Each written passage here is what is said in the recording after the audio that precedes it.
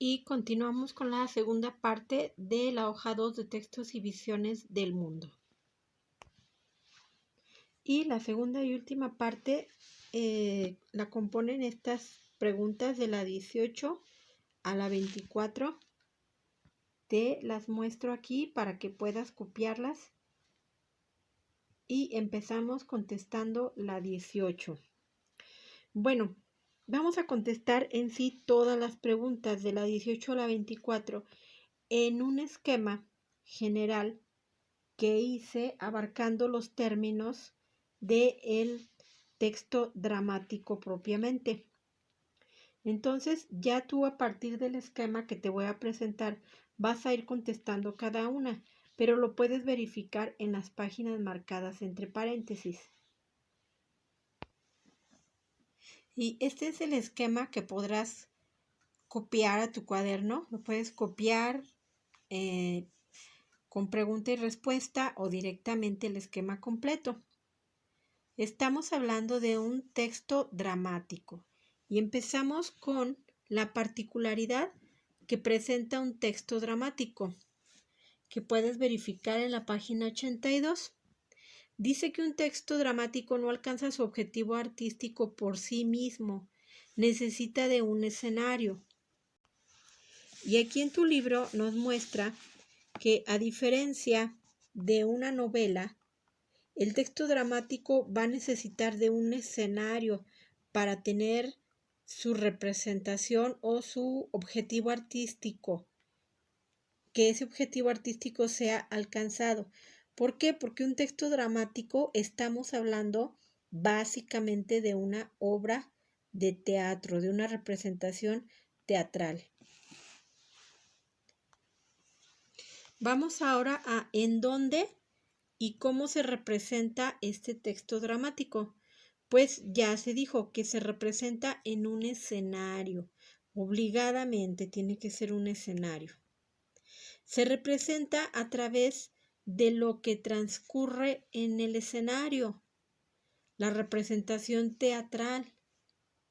Y bueno, ¿con qué elementos se representa este texto dramático? Se va a representar con estos tres elementos: emisor, mensaje y receptor. El emisor es el que envía el mensaje, que en este caso, ¿quiénes envían el mensaje?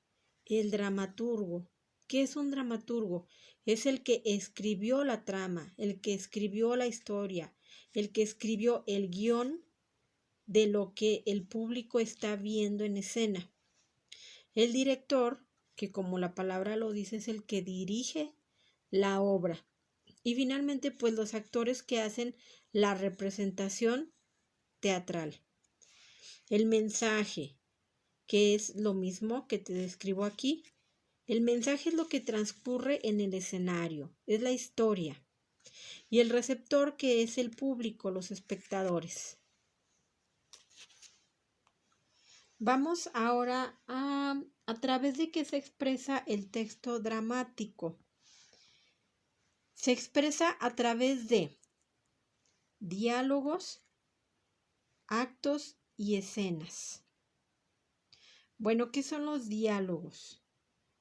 Los diálogos son un intercambio verbal entre dos o más personajes. Es lo que están hablando. Eso es un diálogo. Actos y escenas. Pues es la representación, es la organización y orden de la historia. Pero hay diferencia entre actos y escenas. No son lo mismo. Los actos dice aquí que son unidades coherentes de una trama. Los actos están divididos en escenas. O sea, un acto está compuesto por escenas. Presenta diferentes etapas y atmósfera de la obra.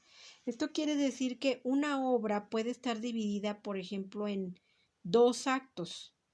Esos dos actos son como pequeñas historias de la historia que se está presentando.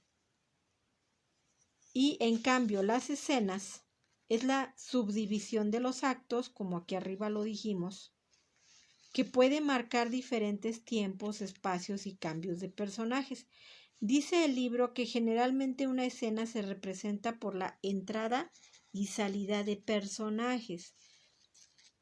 Un acto puede tener varias escenas en donde se cambie la escenografía, si transcurrió el tiempo o si te van a mostrar una historia del pasado dentro de la misma trama. Entonces, bueno, resumiendo un poco, los actos están compuestos por escenas y son pequeñas tramas dentro de la misma historia.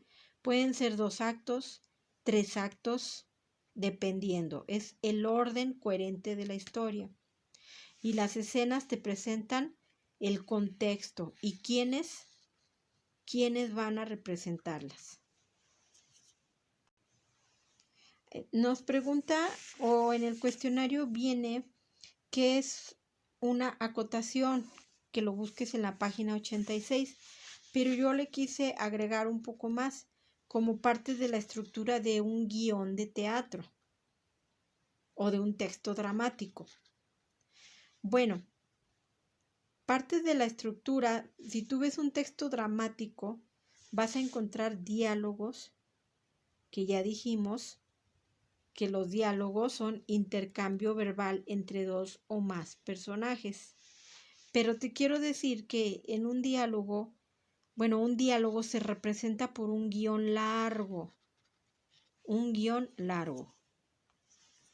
Y eso lo puedes ver aquí en la página 82, donde está este pequeño fragmento de la obra Todos eran mis hijos. Y aquí puedes ver que los diálogos son representados con estos guiones largos. No es un guión común y corriente, es un guión un poco más largo al que usamos para dividir una lista de cosas o apuntes comunes. Bueno, y luego vemos lo que son las acotaciones. Las acotaciones, aquí está. Las acotaciones son anotaciones del mismo dramaturgo, o sea, del mismo escritor, que expresan sensaciones y movimientos de un personaje. O sea, le indica qué cara tiene que poner, le indica hacia dónde tendría que caminar o qué movimiento escénico tiene que hacer. Y se representa por medio de paréntesis. Las acotaciones también pueden tener letra cursiva. Y aquí mismo en la página 82 inmediatamente nos presenta una acotación que puedes ver en letra cursiva y entre paréntesis.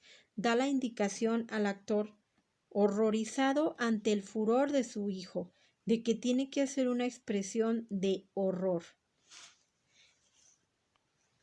Y acá continúa el fragmento que nos presenta del guión y viene otra acotación aquí entre paréntesis. Dice, su voz se quiebra.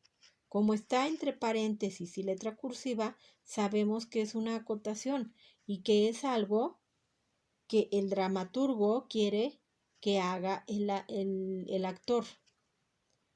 Te recomiendo que leas todo este fragmento de la página 82 y 83 para que te des una idea más visual de lo que es un texto dramático.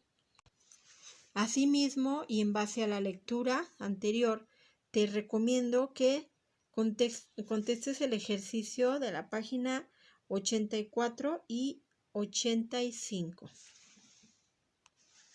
Y finalmente veremos el concepto de monólogo o soliloquio. Es muy sencillo, es un diálogo sin interlocutor, es decir, que no es un diálogo entre 2 o más personas, es solo un personaje el que va a hablar. Y hasta aquí terminamos nuestra hoja número 2.